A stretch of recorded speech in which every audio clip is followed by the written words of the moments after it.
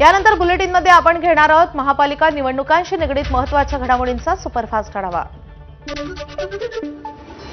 आज संध्याकाळी शिवतीर्थावर महाराष्ट्र धर्माची पताका गाजवत या, उत्साहात या, राज ठाकरेंनी पोस्ट करत मनसैनिक आणि शिवसैनिकांना केले आवाहन।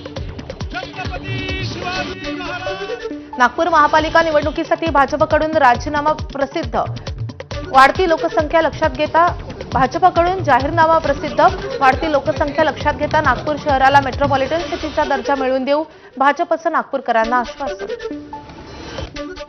मुख्यमंत्री देवेंद्र फडणवीसांचा या झंझावाती प्रचार दौरा, मुख्यमंत्र्यांच्या नाशकात सभा, पिंपरी चिंचवडमध्ये रोड शो, तर संध्याकाळी पुण्यात मुलाखतीतून पुणेकरांशी संवाद साधणार।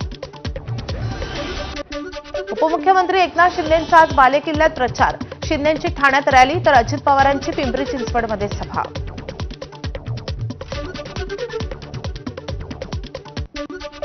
पुण्यात महिला उमेदवाराकडून खास महिलांसाठीचा जाहीरनामा प्रकाशित, जाहीरनाम्यावरून भाजप राष्ट्रवादीत आरोप प्रत्यारोप सुरू असताना या जाहीरनाम्याची चर्चा, प्रभाग क्रमांक 2 मधील भाजप उमेदवार ऐश्वर्या पठारेंकडून जाहीरनामा प्रसारित। लंडनमधून उच्च शिक्षण घेऊन आलेल्या सौरभ शिंदे यांना घणसोली शिंदेंच्या शिवसेनेकडून उमेदवारी, सौरभ शिंदे माथाडी एका कामगारांचे नाते। नवी मुंबईत आमदार रोहित पवारांची बाईक रॅली, रॅलीमध्ये कार्यकर्त्यांचा मोठ्या संख्येने सहभाग, तर नवी मुंबईमध्ये महाविकास आघाडीची सत्ता येईल, रोहित पवारांनी व्यक्त केला विश्वास। नवी मुंबईत सत्ताधारी भाजप आणि शिवसेनेत सुरू असलेल्या वादाचा फायदा महाविकास आघाडीला होणार, आमदार रोहित पवारांचा दावा। बाईक रॅली आणि उमेदवारांच्या बैठकीसाठी रोहित पवार आज नवी मुंबईच्या दौऱ्यावर। पुण्यात कुणाल टिळक यांच्याकडून भाजी मंडई परिसरात प्रचार, कुणाल टिळक दिवंगत आमदार मुक्ता टिळक यांचे चिरंजीव, विरोधकांच्या टीकेला उत्तर न देता काम करून दाखवणार, टिळक यांचं आश्वासन। सांगलीच्या मिरजमध्ये प्रभाग क्रमांक 3 मध्ये तरुणांकडून डोक्यावर घड्याळ, धनुष्यबाण चिन्ह काढून हटके पद्धतीनं प्रचार, प्रभागात 3 उमेदवारांचे घड्याळ चिन्ह, तर 1 उमेदवार धनुष्यबाण चिन्हावर रिंगणार। सांगली महापालिकेच्या शेवटच्या टप्प्यातील प्रचार रंगात, प्रभाग क्रमांक 9 मध्ये काँग्रेसमधून भाजपमध्ये गेलेल्या जयश्री पाटील यांचा प्रचारावर जोर, तर पक्ष बदलला असला तरी लोकांचा विश्वास आमच्यावर कायम, जयश्री पाटील यांचं मत। धुळे महानगरपालिका निवडणुकीच्या पार्श्वभूमीवर उमेदवारांकडून प्रचार फेऱ्या, शहराच्या विविध भागात राजकीय पक्षांच्या घोषणा, तर डोर टू डोर प्रचारावर जास्तीत जास्त भर। अकोल्यातही प्रचाराचा सुपर संडे, प्रभाग क्रमांक 5 मध्ये भाजपचे माजी महापौर विजय अग्रवाल आणि भाजपचे महानगराध्यक्ष जयंत मलसने हे मैदानात, दोघांचाही पदयात्रांवर भर। नागपूरमध्ये काँग्रेसकडून प्रचाराचा धडाका, प्रभाग क्रमांक 15 मधून काँग्रेसचे प्रदेश सचिव संदेश सिंगलकर निवडणुकीच्या रिंगणात, नागरी सुविधांच्या मुद्द्यावर काँग्रेसकडून प्रचार।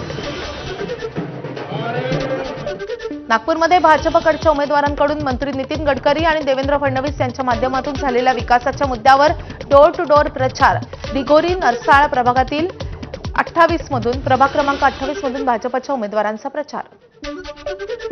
शिवसेनेचा बालेकिल्ला असलेल्या ऐरोली भागात भाजपकडून आव्हान उभं करण्याचा प्रयत्न, या भागात भाजपकडून 6 टर्म नगरसेवक राहिलेल्या अनंत सुतार यांच्यावर जबाबदारी, ऐरोलीमध्ये तुल्यबळ लढतीची शक्यता। अमरावतीच्या वरुड नगरपालिकेत काँग्रेसचा गट भाजपमध्ये विलीन, वरुडमध्ये काँग्रेसचे 2च नगरसेवक निवडून आले होते, त्यांनी स्वतंत्र गटही स्थापन केला होता, मात्र आता नोंदवहीमध्ये काँग्रेसचा गट रद्द करून एकत्रित नोंद करण्यात आली आहे। मुंबईच्या गोरेगावमध्ये उद्धव ठाकरेंच्या सेनेचे माजी नगरसेवक दिलीप शिंदेंचा विधानसभा संघटक म्हणून राजीनामा, मनसेला जागा सुटल्यानं दिलीप शिंदेंचा राजीनामा।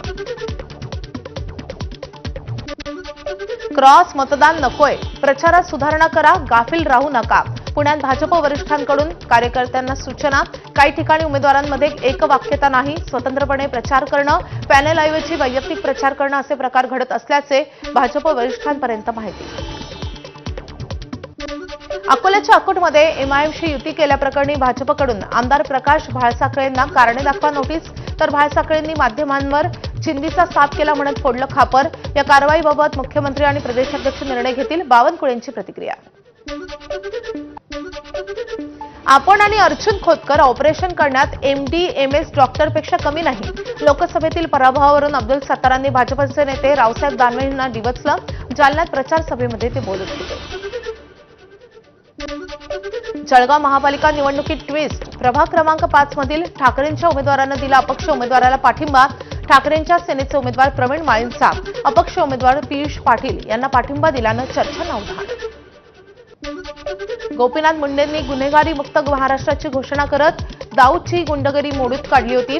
मात्र आता महायुती गुन्हेगारांना उमेदवारी देत आहे. एकनाथ खडसेंचा महायुतीवर निशाणा. नंदुरबारमध्ये राजकीय वादातून शिंदेच्या शिवसेनेचे माजी आमदार शिरीष चौधरी यांच्या घरावर अज्ञातांचा हल्ला. घरावर दगडफेक करत खिडक्यांच्या काचा फोडल्या. चौधरींच्या घराबाहेर मोठा फौजफाटा तैनात. नाशिकच्या प्रभाग क्रमांक 8 मध्ये जादूटोणा केल्याचा शिवसेना उमेदवाराला संशय. विरोधकांनी कार्यकर्त्याच्या घरासमोर गुलाल, हळद कुंकू आणि तांदूळ टाकल्याचा विलास शिंदे यांचा आरोप. अमरावती महापालिकेत भाजपकडून प्रभाग क्रमांक 3 मधून 24 वर्षाच्या तरुणाला उमेदवारी. ऋषिकेश देशमुख असं या उमेदवाराचं नाव. 7 ते 8 वर्षांपासून तो भाजपसाठी कार्यरत. चंद्रपूर महापालिकेच्या निवडणुकीत मोठी घडामोड. काँग्रेसचे नेते आणि माजी खासदार नरेश पुगलिया यांचं सोशल मीडियावरून अजित पवारांच्या राष्ट्रवादीच्या उमेदवारांना निवडून आणण्याचं आवाहन. अमरावतीच्या प्रभाग क्रमांक 8 मध्ये अपक्ष उमेदवाराला भाजपचा पाठिंबा. युतीमध्ये जागा युवा स्वाभिमानी पक्षाला सुटल्यानं भाजप कार्यकर्ते नाराज असल्याची होती चर्चा. वसई विरार महापालिकेच्या प्रभाग क्रमांक 21 मध्ये निवडणुकीची रणधुमाळी. अपक्ष उमेदवार संतोष जाधव यांच्याकडून जोरदार प्रचार. विविध विकास कामांचं आश्वासन देत संतोष जाधव प्रचाराच्या मैदानात. गुंड निलेश घायवळवरून रवींद्र धंगेकरांचा चंद्रकांत पाटलांवर निशाणा. धंगेकरांकडून चंद्रकांत पाटील आणि घायवळचे कोरोना काळातील फोटो पोस्ट. यासोबतच बुलेटिनमध्ये आणखी एक ब्रेक. पाहत राहा एबीपी माझा.